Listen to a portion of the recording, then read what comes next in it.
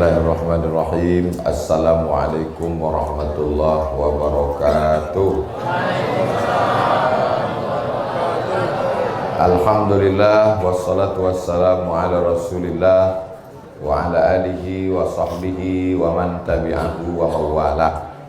Yang sama-sama kita hormati Ketua Surau Ad-Din beserta seluruh pengurus, para alim ulama, guru-guru kita, para asatiz, semua jamaah yang hadir tak dapat saya sebutkan satu persatu. InsyaAllah kita semua dimuliakan Allah Subhanahu wa ta'ala. Amin ya rabbal alamin. Tema kita keutamaan infak dan sedekah. Kalau ada orang memasukkan duit ke kotak, itu namanya infak. Kalau ada orang melihat kotak itu dengan senyum, itu namanya sedekah. Karena sedekah itu umum. Likulli sulama minkum sedekah. Setiap tulang-tulang sendi ini sedekah. Pergi dia ke Surau Ad-Din, ditengoknya sendal-sendal itu kacau balau, lintang pukang, tunggang langgang, macam Ukraina diserang Rusia.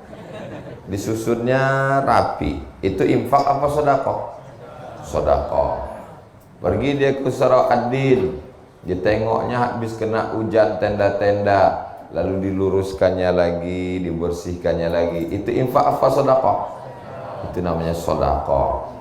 Dia tak bisa membantu, sudah tua, tapi dia masih bisa memberikan semangat. Anak-anak muda, kalian semangat ya. Itu infak apa sedekah? Sedekah. Makanya kata Nabi, tabassumika fi wajhi akhika sedekah. Senyummu ke wajah saudaramu itu adalah sedekah. Sedangkan infak, wa anfiqu min thayyibati ma kasabtum. Berinfaklah kamu hasil usaha. Ngasih duit itu infak. Ngasih air putih itu namanya infak. Mengasih kue infak. Ntar lagi kue datang. Kalau benda dia dalam bentuk materi itu infak. Kalau bendanya tidak hilang-hilang sampai hari kiamat, itu namanya wakaf. Misalnya ngasih tanah, apakah hilang tanah Surau Ad-Din ini? Tak hilang. Ada yang makan tanah sini? Tak ada. Tanah Surau Ad-Din tak hilang sampai hari kiamat. Itu namanya wakaf. Wakaf tidak boleh hilang. Makanya tidak bisa wakaf lilin. Saya wakafkan lilin ini, tak bisa. Karena lilin setelah dibakar hilang. Tiang ini infak atau wakaf? Wakaf. Tiang ini tak boleh hilang. Andai Surau Ad-Din ini 20 tahun lagi berubah menjadi Masjid Ad-Din 10 lantai, maka tiangnya ini tak boleh hilang. Tiangnya ditumbangkan, tetap dijadikan lantai pondasi dasar. Tak boleh hilang tiangnya, karena dia wakaf. Orang dulu menyerahkan duit ke Surau Ad-Din ini, akadnya adalah wakaf. Barang wakaf tak boleh hilang. Jadi kalau ada renovasi masjid, semua yang ada di masjid itu mesti balik. Andai terpaksa mesti dijual, duitnya tetap balik lagi ke masjid. Tak boleh hilang. Ini diantara perbedaan antara wakaf, infak, sedekah. Kalau zakat Pak Ustaz, kalau zakat wajib. Infak, wakaf, sedekah itu sunnah. Kalau zakat dia wajib dan ada haulnya setahun sekali dan ada nisabnya, ada batasnya. Kalau zakat, wakaf, infak tak ada batasnya. Misalnya punya kambing 40 ekor, maka dikeluarkan zakatnya 1 kambing. Punya onta 5 ekor, dikeluarkan zakatnya 1 kambing. Punya emas 85 gram, dikeluarkan zakatnya 2,5%. Katanya ada emas yang tak dizakati Pak Ustadz. Ada, Mas Parno, Mas Paijo. Mohon maaf Mas Nyantis. Nah, inilah dia 4 yang mesti dibedakan: zakat, wakaf, infak, sedekah. Jadi nanti kalau anak ibu, anak bapak bertanya, mak ya, apa beda zakat, wakaf, infak, sedekah? Udah dijelaskan Ustaz Somad itu tadi, cuman aku tak bisa ngulangnya lagi, tak apa-apa kata dia. Aku tadi tak dapat tempat duduk, jadi itu aku pikirkan semuanya. Mudah-mudahan semua kita ini selalu dalam rahmat Allah SWT. Keutamaan infak dan sedekah. 1. As-sadaqatu tadfa'ul bala. Sedekah menolak bala. Andai kita ditakdirkan hari ini menabrak seekor ayam, tertulis di Lauhil Mahfuz, hari ini, hari apa ini? Hari Sabtu, bahwa kamu dalam perjalanan ke Concong menabrak seekor ayam, lalu kemudian bersedekah, maka dihapus, tak jadi menabrak ayam. Janji Allah SWT, disampaikan Nabi Muhammad SAW. As-sadaqatu tadfa'ul bala. Makanya orang tua-tua kita dulu selalu mengatakan sedekah tolak bala. Makanya kalau udah sedekah tolak bala, makan aja. Ada daging kambing, makan, karena itu tolak bala. Dan kabarnya kambing di tembilahan ini tidak mengandung kolesterol, karena kambing di sini mengandung anak kambing.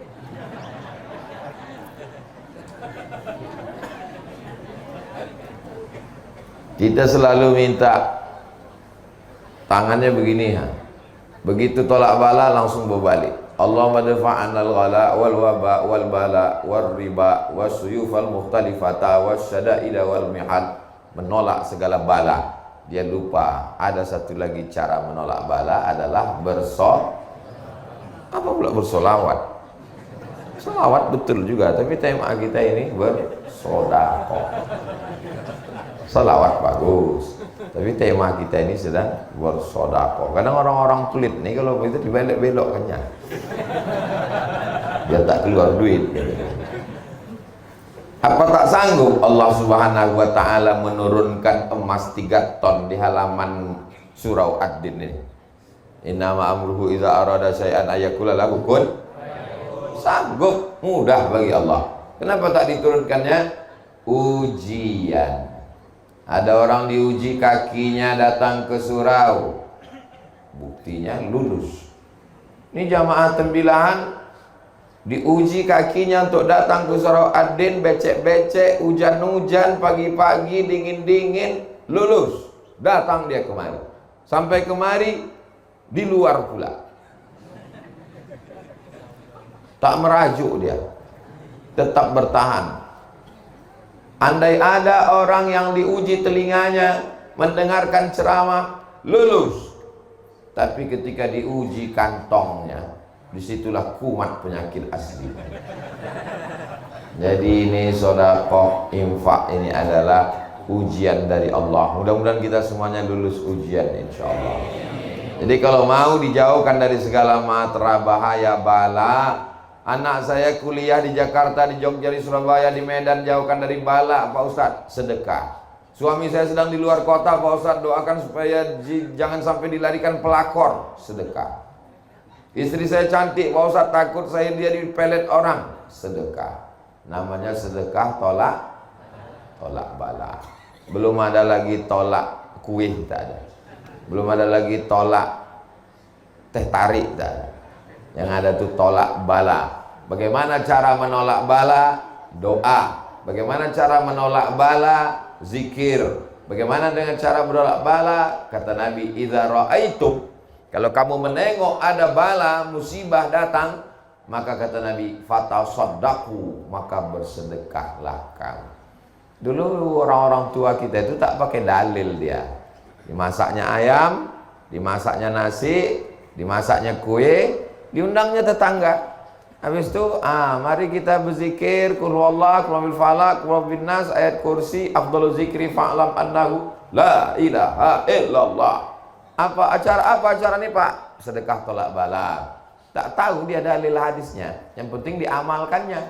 Beda sama orang sekarang, tahu hadisnya, sering ngaji tapi tak pernah diamalkan. Itu maka orang dulu itu lebih berkah hidupnya. Alhamdulillah, orang-orang tembilahan ini suka bersedekah tolak bala. Itu maka tembilahan ini aman sampai hari kiamat insyaallah. Surau ad-din, din agama. Agama inilah yang menyelamatkan kita.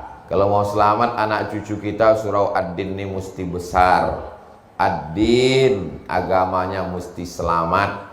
Selamat, makanya doa selamat yang pertama, Allahumma inna nas'aluka salamatan fiddin, selamat dalam agama. Kaya, pejabat, duit banyak, ganteng, kalau agamanya tak selamat, neraka jahanam. Jadi baik kayu bakarnya neraka, tak ada gunanya hidup di dunia. Waquduhan nasu wal hijarah, bahan bakarnya neraka itu nas, manusia, wal hijarah, batu. Nas, manusia, orang kafir. Hijarah, batu, batu-batu berhala yang disembah. Makin besar batu-batu patung itu dibuat, semakin membuat kobaran api neraka. Alhamdulillah, di Tembilahan tak ada patung di Tembilahan, tak ada. Manusia mematung banyak di luar di sana. Bapak Ibu yang ada di dalam surau ad-din, jangan menyepelekan saudara kita yang ada di luar. Boleh jadi mereka lebih dulu masuk surga daripada kita. Jaminkan orang itu. Awas Bapak Ibu. Subhanallah. Itu yang pertama. Yang kedua,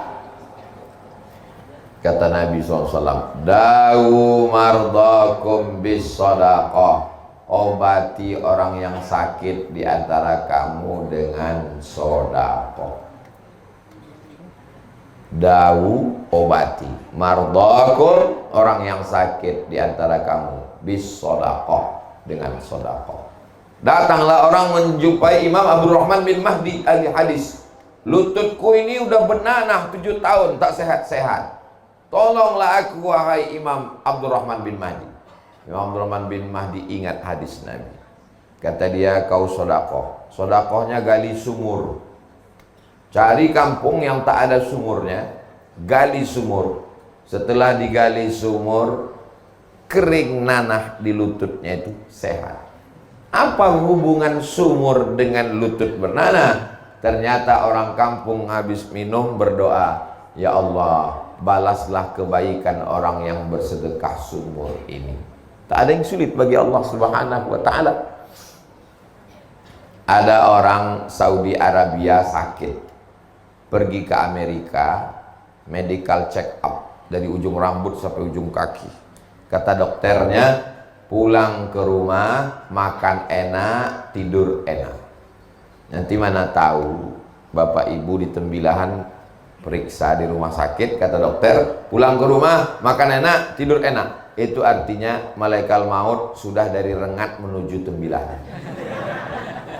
Sudah tak ada obatnya. Malaikat maut sudah di jalan. Kata dia, tak ada obatnya lagi nih Bu, pulanglah. Ingat dia hadis Nabi, dawu mardakum bis sadaqah. Pulang dia ke Saudi Arabia, sedekah, sedekah, sedekah, sedekah, sedekah. Habis itu dia berangkat lagi cek terakhir. Heran dokter itu, kau makan apa? Biasa. Pakai herbal apa? Biasa, tak ada apa-apa. Tapi pesan Nabi kami, dawu mardakum bis sadaqah. Berobatlah kamu dengan sedekah. Cerita ini disebutkan dalam kitab judulnya Gharaib wa Taraib Sa'ah wa Sa'ah. Diterjemahkan ke dalam bahasa Indonesia, semua ada saatnya. Penerjemahnya Abdul Somad. Cari bukunya di internet. Semua ada saatnya. Abdul Somad. Buku itu bestseller, tebal. Bapak Ibu yang dimuliakan Allah SWT. Waktu saya sampaikan hadis ini di salah satu masjid, dawu mardakum bis sadaqah, obati orang yang sakit di antara kamu dengan sedekah. Datanglah bapak-bapak ke tempat parkir. Ustaz Somad, hadis yang Ustaz sampaikan tadi betul. Memang betul lah. Mana pula hadis palsu ku sampaikan? Saya mengalami sendiri Pak Ustaz. Gimana? Istri saya diponis dokter kena kista di dalam rahimnya sebesar duit logam. Kalau sudah kena kista ini mesti dioperasi, dibuang sama-sama rahimnya. Kata dokter, ibu dalam rahimnya ada kista, mesti dibuang. Rahimnya hilang. Menangislah si ibu karena rahimnya hilang, tak bisa hamil lagi. Suaminya senyum. Ibu tuh ingat, yang lajang pula senyum, macam paham aja kalian. Ibu tuh ingat hadis Nabi, da'u mardakum bisadaqah. Obati yang sakit dengan sedekah. Dia pun bersedekah, diundangnya anak yatim, fakir miskin. Lalu kemudian dia cek lagi. Rupanya kista itu mengerut, hilang. Kata dokter, ibu nggak perlu operasi, rahimnya sehat dan bisa hamil lagi. Ibu itu tersenyum, bapak tuh pula menangis. Gagal. Ini hadis ini membahagiakan untuk ibu-ibu tapi mengecewakan tuh bapak-bapak. Da'u mardakum bisadaqah. Obati orang yang sakit dengan sedekah. Ini tema subuh ini luar biasa ini. Kenapa saya heran? Kenapalah surah Ad-Din ini judulnya keutamaan infak dan sedekah? Lama saya berpikir, rupanya surau ini punya utang 130 juta. Jadi nanti saya tidak mau dapat kabar hebat pengajian di surau Ad-Din kemarin. Gimana? Sampai jamaahnya melimpah tak dapat tempat duduk. Itu apa beritanya, layar di luar tuh biru aja?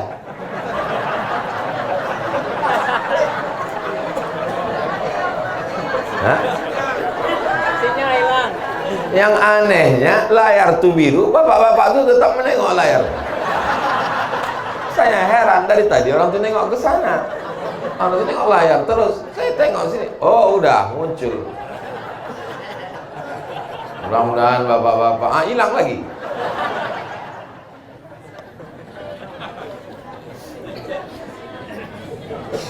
Bapak Ibu yang dimuliakan Allah Subhanahu wa taala. Kadang kita ceramah di masjid yang besar, megah, mewah, tapi jamaahnya tak ramah, tak ada senyum, mukanya ketat, orang-orang stres semua. Di surau Ad-Din ini kecil, tapi hati kita bahagia. Ternyata kebahagiaan itu tidak bisa diukur dari masjid yang besar atau di surau yang kecil. Kebahagiaan itu ada di dalam hati orang yang beriman. Saya yakin ini adalah orang-orang yang bahagia semua.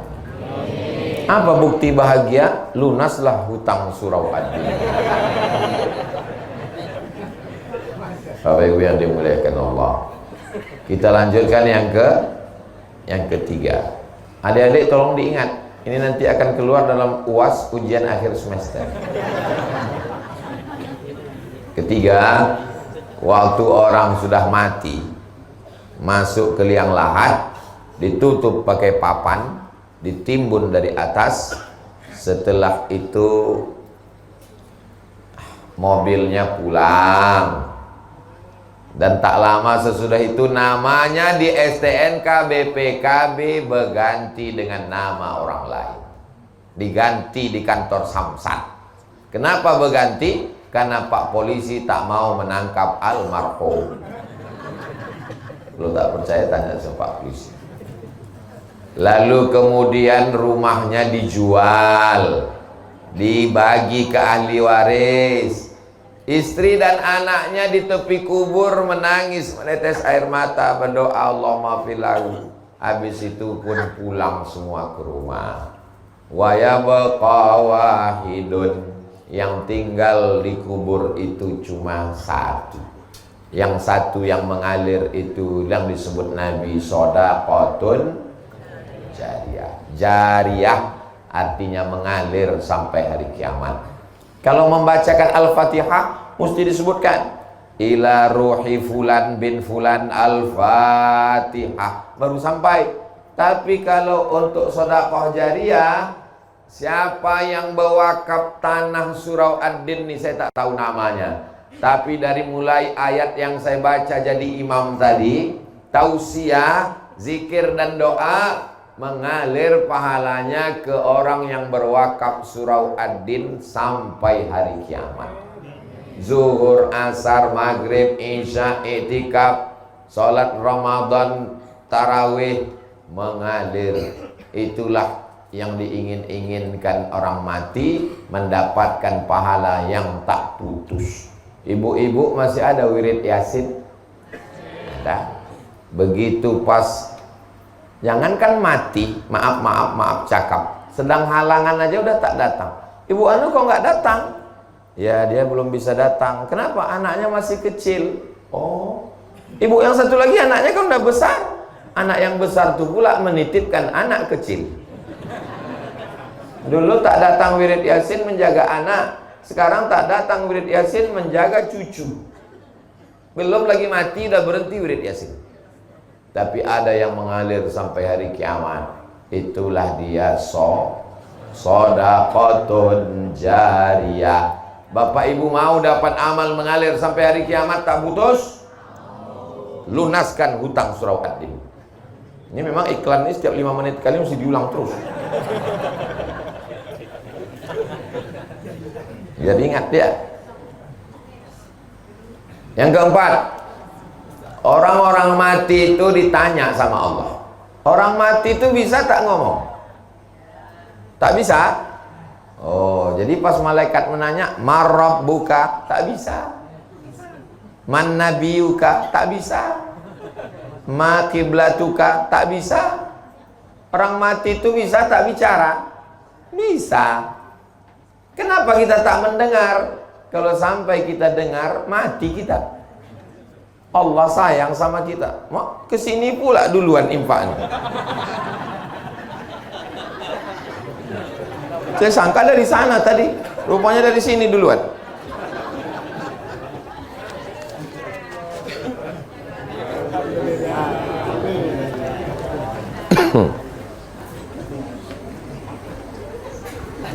Saya walaupun pakai kain tetap pakai celana di dalam. Itu makan dompet saya di dalam. Orang-orang mati itu ditanya Allah Subhanahu wa ta'ala, "Hei mayat-mayat, jenazah-jenazah, maukah kalian hidup lagi?" Ditanya Allah Ta'ala. Apa kata orang mati itu menjawab? Jawabannya ada dalam Al-Quran. "Laula akhartani ila ajalin qarib." Tolonglah kasih aku hidup walaupun semenit saja. Kalau ku kasih kau hidup semenit, kau mau apa jenazah? Apa kata jenazah? Fa asaddaqa wa akum minas salihin.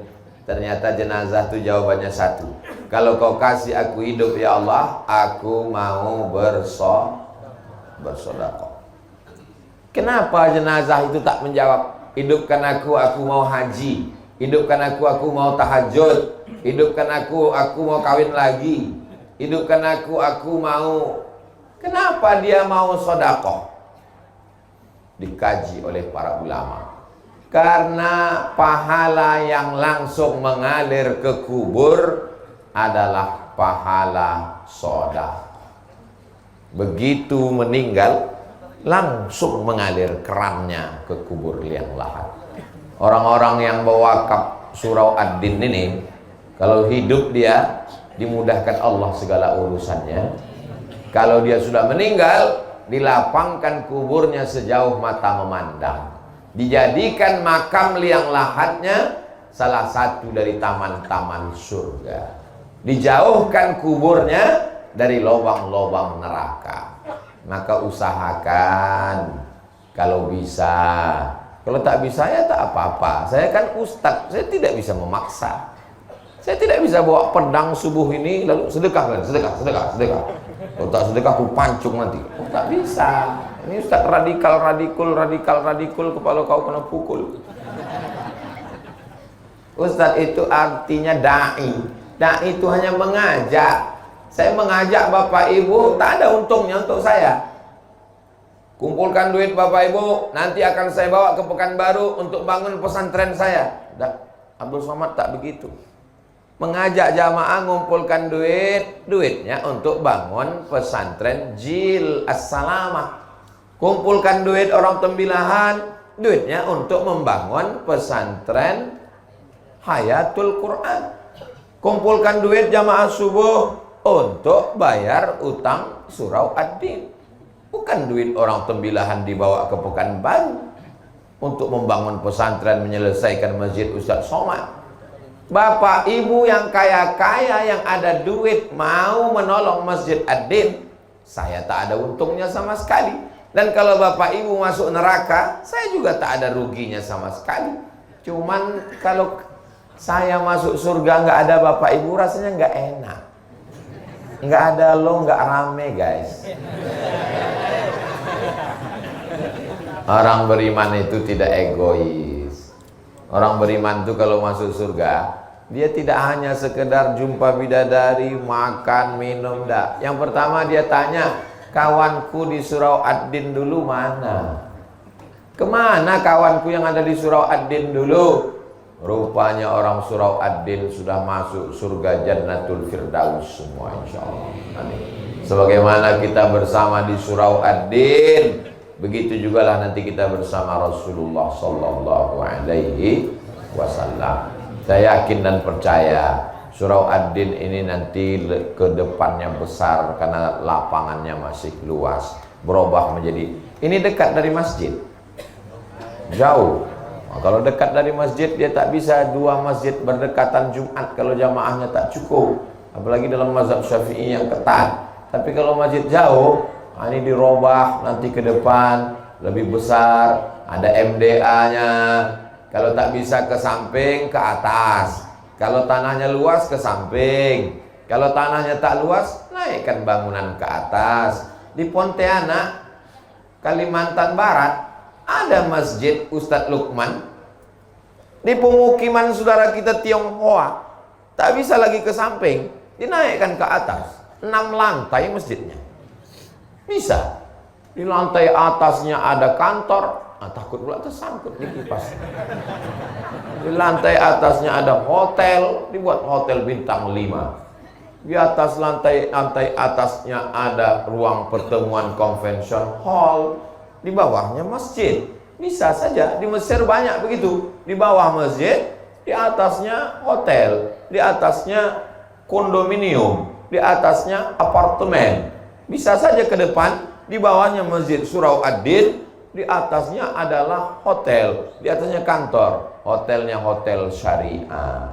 Sehingga Ustaz Somad nanti kalau ceramah ke Tembilahan, ustaz-ustaz yang datang dari Pekanbaru, dari Banjarmasin, dari Banjarbaru, yang datang ke Tembilahan, dia tidak lagi tinggal di hotel, tapi tinggalnya di hotel syariah di atas Surau Ad-Din, insyaallah. Amin. Kira-kira Ustaz Somad dapat tak amal jariahnya? Dari bunyinya macam-macam tak setuju. Bapak Ibu yang dimuliakan Allah, saya datang ke Surau Ad-Din ini menumpang tuah. Kalau kata orang Melayu, menumpang tuah. Yang bertuah itu orang Surau Ad-Din. Datang saya menumpang tuah, sehingga kalau mengamal amal jariah dapat setetes dari Jilus Salama, dapat setetes dari Surau Ad-Din, dapat setetes. Tah dari mana amal jariah mengalir itu? Mana kita tahu? Kita tak tahu tah mana doa orang-orang yang soleh, yang ikhlas ini yang menembus pintu langit sehingga kita masuk ke dalam surga Allah. Makanya jangan kita zolimi orang, jangan aniaya orang, jangan susahkan orang. Termasuk ceramahnya panjang-panjang. Udah tahu orang tegak berdiri, panjang-panjang ceramah. Tak didoakan orang nanti. Iya kan, Bo? Iya kata Ibu tuh. Makanya Ustadz Junaidi tadi udah dibatasinya 6.15 selesai. Supaya apa? Supaya Bapak Ibu yang di luar, yang basah kena hujan, Dia tahu, ditengoknya handphone. Oh, jangan kita bubar, 5 menit lagi, sabar-sabar. Kalau banyak orang ceramah sekarang tak tahu selesainya entah jam berapa. Akhirnya langsung dia update status. Kapan berakhir penderitaan ini? Berikutnya yang ke memang kalau belum sarapan nih susah ingat memang. Berikutnya yang kelima. Yang kelima, Bu. Nah, setelah kita masuk ke liang lahat, mengalir dapat amal jariah, akhirnya ditiupkan sangkakala. Waktu ditiupkan sangkakala, bangkit kita dari kubur. Idza samaa'un fatarat, langit terbelah. Wa idzal kawakibun tasarat, planet bertabrakan. Wa idzal biharu fujjirat, air laut naik ke darat. Wa idzal quburu bu'athirat, semua yang dikubur dibangkitkan. Bangkitlah kita semua dari kubur. Tidak ada atap, tidak ada tenda. Tukang penyewaan tenda pun mati tak bawa tenda. Gunung-gunung Pak Ustadz, wa takunul jibalu kal'ihnil manfush, gunung-gunung macam bulu kambing dihembus angin. Lalu di mana kita bernaung? Yang kelima, kullu mri'in tahta zilli shadaqatihi, orang nanti akan bernaung di bawah sedekah. Jadi kalau ada di antara bapak ibu yang bersedekah 50 juta, utang 130, dikasihnya 50, itu nanti di padang mahsyar atapnya itu terbuat dari beton. 30 juta itu betonnya setebal inilah. Dia santai. Pas santai, itu yang santai itu siapa? Itulah orang Tembilahan itu. Yang kaya itu. Kalau yang bersedekah 10.000 Pak Ustadz, payung lah. Datang angin kencang naik dia ke atas. Kalau yang 5.000 Pak Ustadz, kardus. Kalau yang 2.000 Pak Ustadz, koran. Kalau ada yang mau masukkan tadi ke kresek tadi 2.000, nah nanti nampak tuh di akhirat. Nah itu dia. Kullu mri'in tahta zilli shadaqatihi, semua orang akan bernaung, berlindung, beratap di bawah ada yang tenggelam dengan keringatnya sampai ke lutut, ada yang tenggelam karena keringatnya sampai ke pinggang, ada yang tenggelam karena keringatnya sampai ke leher. Kepanasan di padang mahsyar. Datang mereka menghadap ke Nabi Adam. Adam, tolong menghadap Allah, kami tak tahan lama-lama menunggu. Kata Adam, aku tak sanggup menghadap Allah, aku malu. Dulu kata Allah, jangan makan buah kuldi, ku makan juga. Datang mereka menghadap ke Nabi Nuh. Kata Nabi Nuh, aku malu menghadap Allah, karena anakku Kan'an mati tenggelam kafir. Mereka datang menghadap ke Nabi Isa. Kata Nabi Isa, aku malu. Mereka membuat patung menyembah aku. Akhirnya mereka datang kepada Sayyidina wa Maulana wa Syafi'ina wa Zuhrina wa Qurrati a'yunina Muhammad sallallahu alaihi wasallam. Itulah mengapa kita generasi yang terakhir, kalau bahasa Tembilahannya last edition. Kita memang umat yang terakhir, umat yang paling kecil, umat yang paling pendek, umurnya paling singkat, tapi kita lebih dulu masuk surga. Kenapa? Karena Nabi kita lah yang berani menghadap Allah Subhanahu wa ta'ala. Jadi selama beribu tahun di padang mahsyar itu, siapa yang menyelamatkan kita? Di mana kita bernaung? Kata Nabi, kullu mri'in tahta zilli shadaqatihi, setiap orang bernaung di bawah sedekahnya. Beruntungnya orang yang membangun surau Ad-Din ini, maka nanti ketika kita menghadap Allah di padang mahsyar, dia di bawah naungan sedekahnya. Bertuahnya orang yang bersedekah subuh ini, maka ketika nanti di padang mahsyar dia bernaung di bawah sedekahnya, insya Allah. Berikutnya yang keenam. Yang keenam itu adalah kata Nabi Shallallahu Alaihi Wasallam, "Ma min muslimin yusbihu." Kalau ada orang Islam yang nyawanya sampai subuh, nyawa kita sampai tak subuh nih?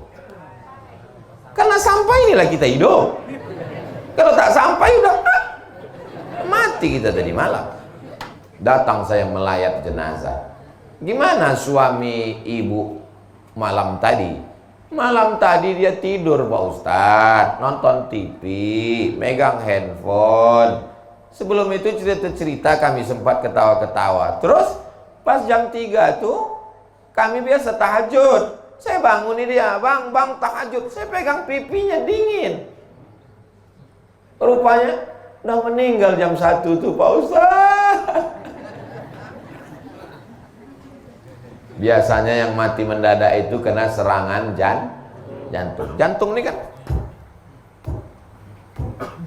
asal berhenti jantung tuh berdegup, mati. Mana pernah kita dengar si anu meninggal kenapa? Kena kurap. Mana ada? Saya serius ini.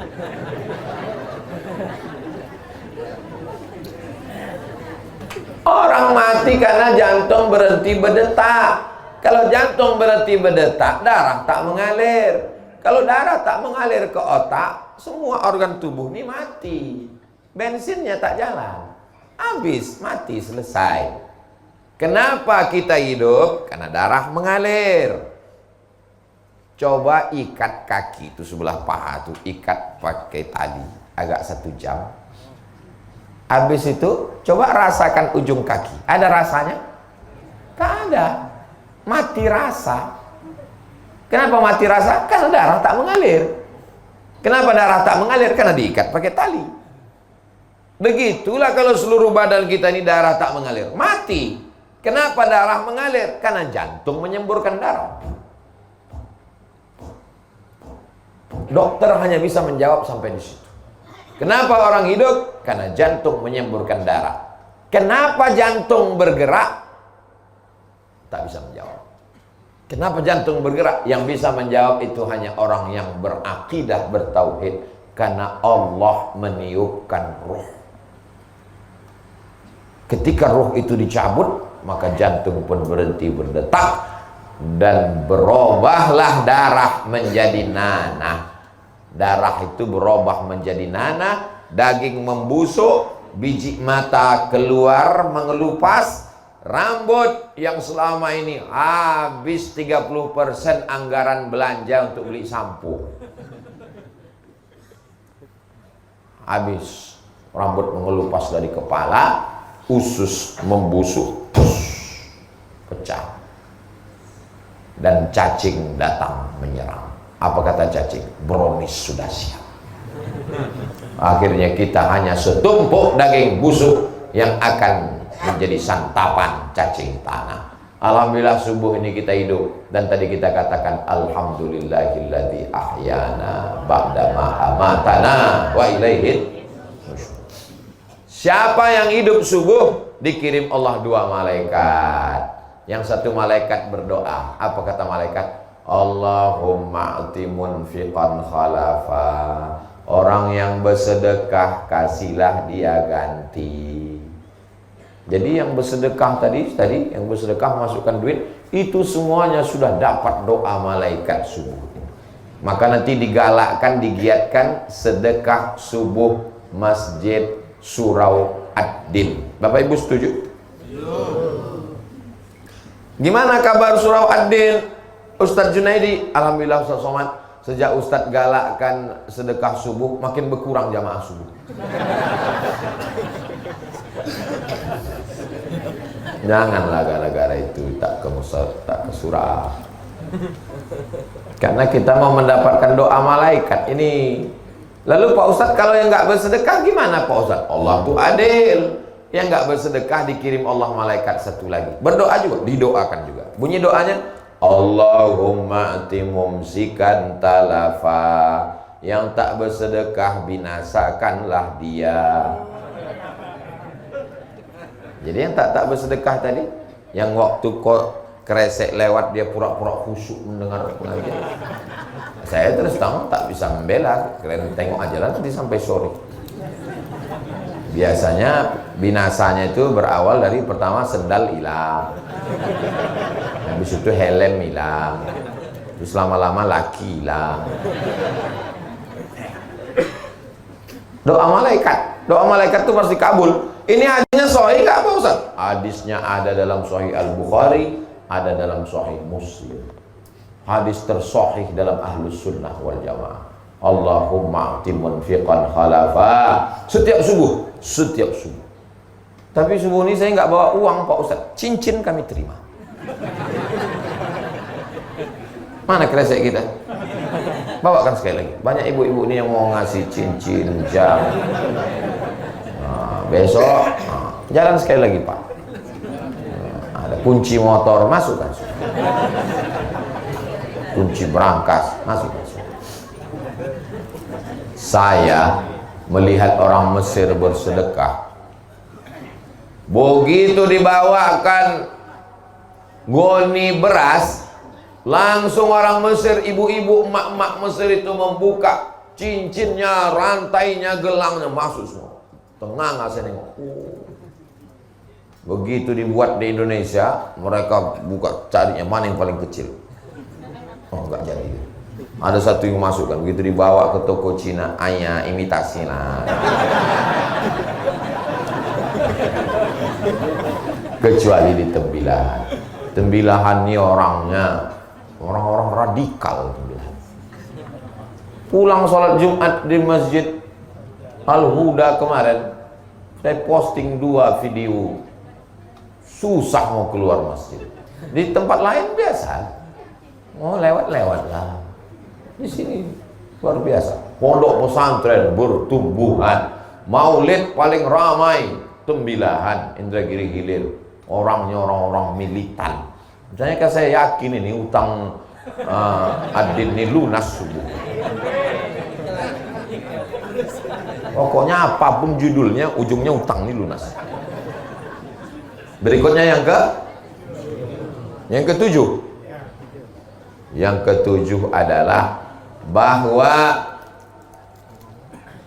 Nabi Shallallahu Alaihi Wasallam mengatakan, shadaqatus sirri tadfa'u mitatasu. Shadaqah menolak mati su'ul khatimah.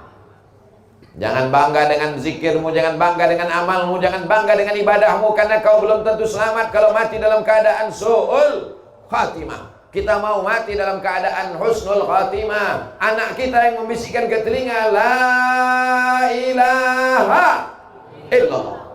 Iya kalau matinya di rumah, kalau matinya di pesawat, kalau matinya di rumah sakit, ruang ICU, security pun tak boleh masuk, yang bebas masuk cuma malaikat maut.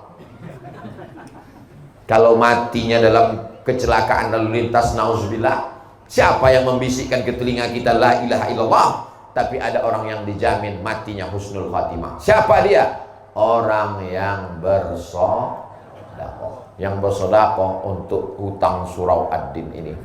Ini semuanya mati husnul khatimah. Yang 100.000 husnul khatimah. Yang 50.000 husnul khatimah. Yang 2.000 setengah-setengah.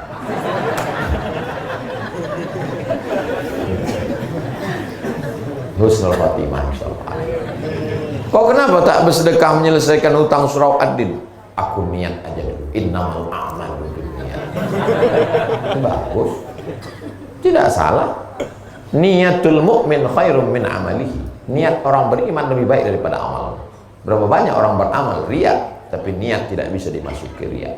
Pas dia mau masuk surga, tanya sama malaikat, aku masuk. Kata malaikat, kami berniat aja dulu mau masuk engkau.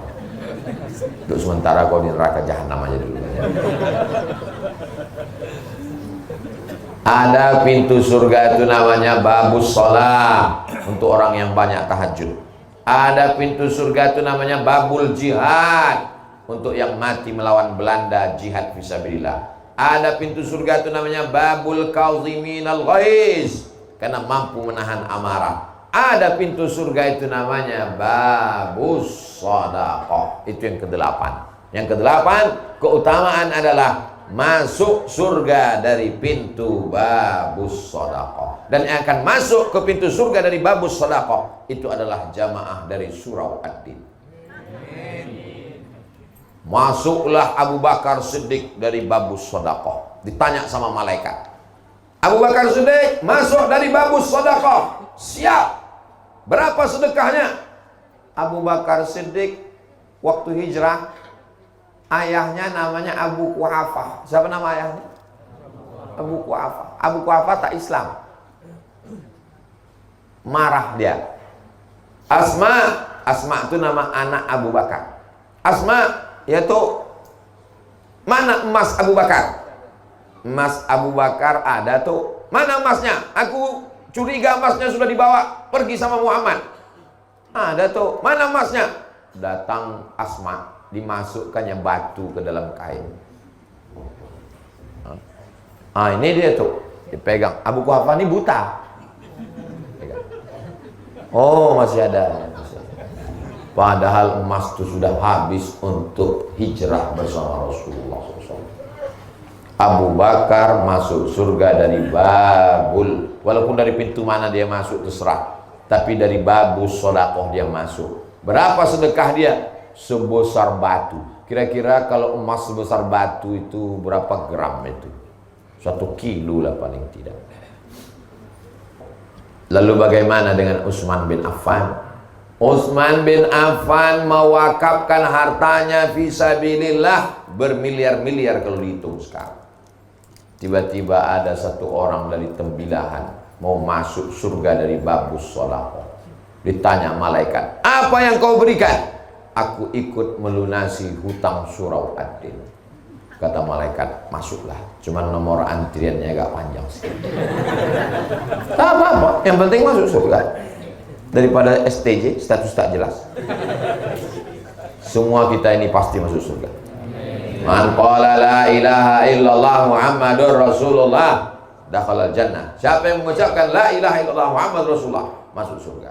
Berikutnya yang ke 9, terakhir. Jadi nanti judulnya 9 keutamaan infak dan sedekah. Mantap. Yang ke-9 adalah kata Nabi SAW, as-sadaqatu tudfi'u ghadabar rabbi kama tudfi'ul ma'an nar. Sedekah memadamkan murka marah Allah seperti air memadamkan api. Api yang bergelora dipadamkan oleh air. Begitulah Allah tak jadi marah sama orang yang pelaku dosa gara-gara sedekah. Kau sudah bertobat, aku sudah sholat sunat tobat. Kau sudah bertobat, aku sudah beristighfar. Kau sudah bertobat, aku sudah berbuat baik. Ada satu yang belum kau lakukan. Apa dia? Bersedekah. Inilah Pak Ustaz, saya bingung ini. Kemana lah duitnya saya campakkan? Lunasi hutang-hutang surau ad-din. Karena saya udah tak sampai hati menengok Pak Ketua, itu yang lah wajahnya. Beda. Saya kan senyum tuh. Saya pun senyum tuh karena belum dikasih tahu judul ceramah. Seandainya waktu dipoto tuh dikasih tahu utang surau ad-din 130, mungkin saya tak sanggup juga senyum. Tapi insya Allah sekali lagi nanti saya datang ke surau ad-din ini akan ada secercah senyuman dari Pak Ketua. Menjadi ketua surau ini tidak ada untungnya, menanggung beban di hadapan Allah Subhanahu wa taala, beban pikiran. Jadi mudah-mudahan kita subuh ini mengurangi beban Pak Ketua.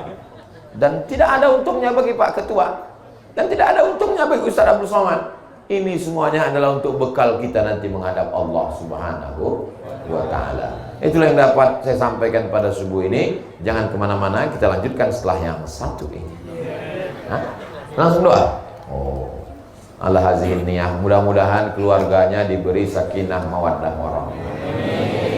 Anak-anak soleh dan soleh. Suami yang belum dapat hidayah dibukakan pintu hidayah. Istri yang belum bertudung, belum sholat, dibukakan pintu hidayah. Negeri kita dijadikan baldatun thayyibatun wa rabbun ghafur. Ala hadhihi niyah al-Fatihah.